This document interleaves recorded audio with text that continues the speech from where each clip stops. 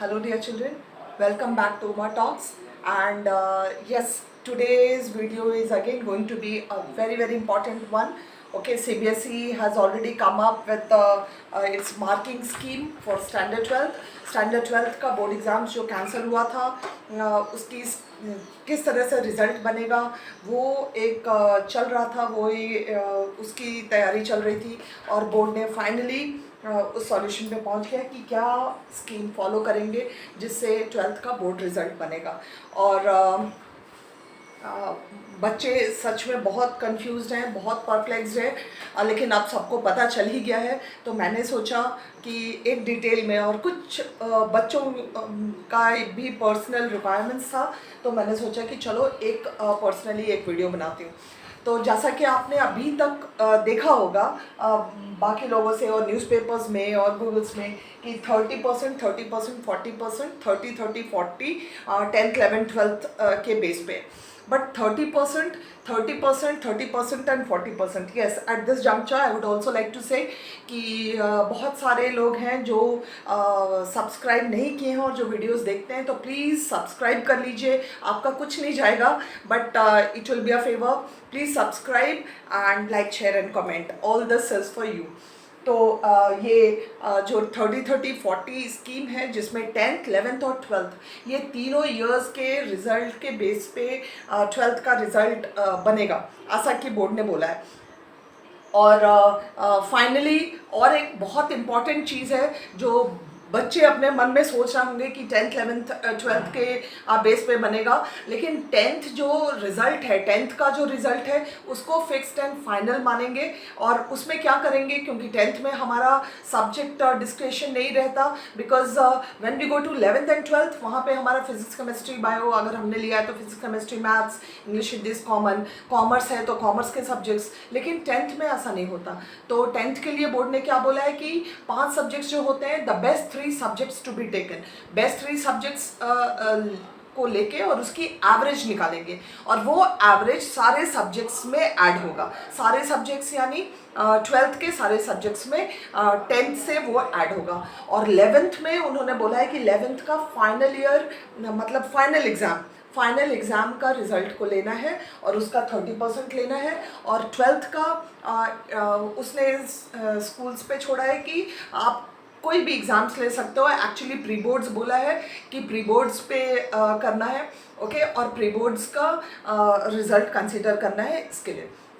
But यहाँ पे एक बहुत ही important, because I am a teacher, तो यहाँ एक बहुत इम्पॉर्टेंट बात मैं बोलना चाहूँगी कि 10th तक तो बच्चे ठीक है मेहनत करते हैं, बट 11th में बिल्कुल बहुत नए होते हैं कोई भी स्ट्रीम के लिए। तो 11th तो उनका ट्रायल में ही जाता है कि सब्जेक्ट्स को समझना and how to write, how to understand, और बहुत कंफ्यूज रहते हैं वो।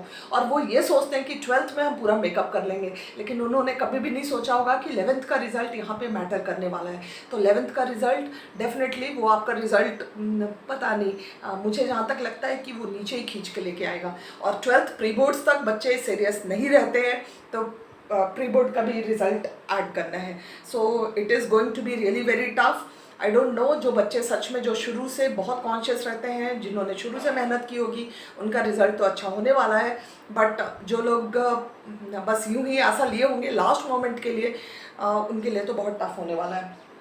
तो ये है। और इतना ही नहीं है 30-30-40, अभी सबको पता है 30-30-40, बट उसके साथ ये भी है कि बोर्ड ने हर स्कूल का लास्ट 3 इयर्स रिजल्ट लेके, और उसमें जो 3 साल में जो भी बेस्ट ईयर का रिजल्ट है उसके हिसाब से रिजल्ट बनाना है। मतलब फॉर अ ले पर्सन वो बहुत कंफ्यूजिंग है कि आप ये 30-30-40 करो, और प्लस जो आपका जो पिछले 3 साल का जो स्कूल का रिजल्ट है 12th का, उसमें से बेस्ट ईयर के अनुसार वो आपका रेफरेंस ईयर होगा, और उस अकॉर्डिंगली आपको बच्चों को मार्क्स देने हैं, कंप्लीटली टैली होनी चाहिए उससे।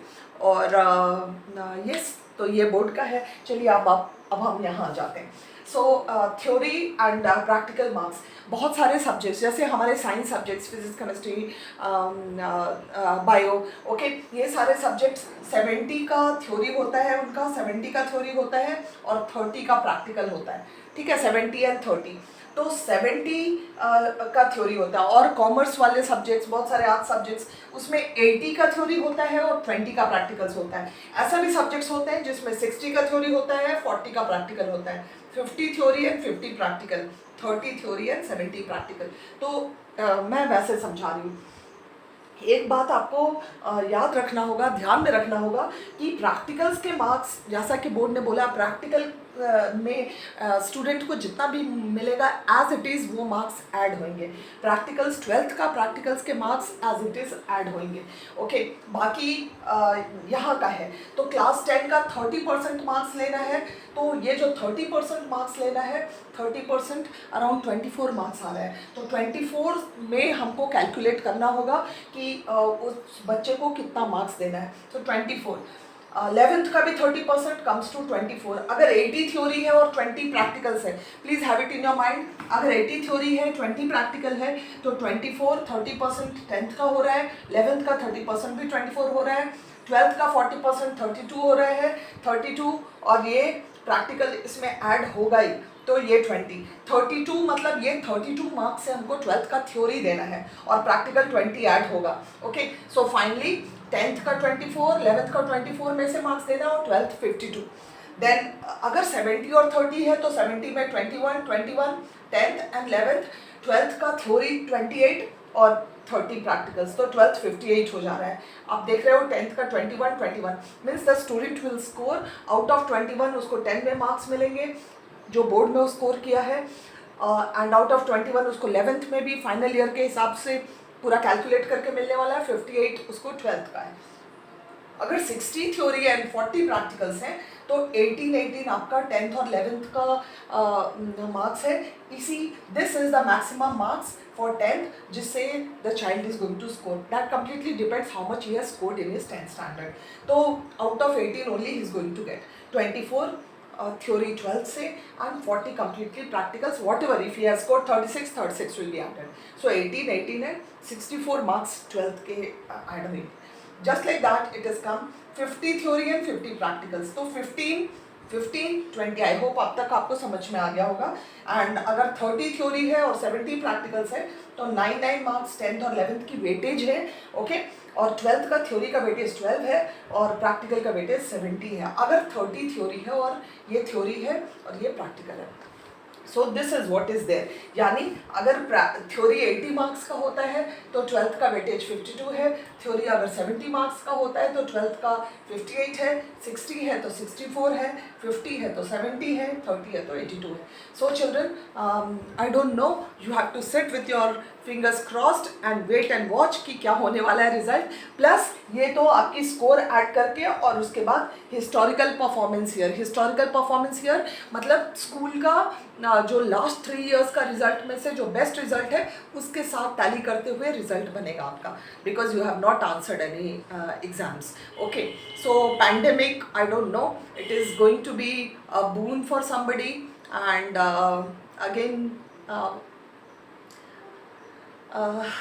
I just pray and wish कि all the children get good marks and all of you pass off with completely flying colors, okay, and you be blessed with happiness and you get admitted wherever you have been thinking for, जहाँ भी आपने सोच रखा है आपकी सारी ख्वाहिशें पूरी हो, बस मेरी तो मनोकामना यही है। और children, this is for all the parents also.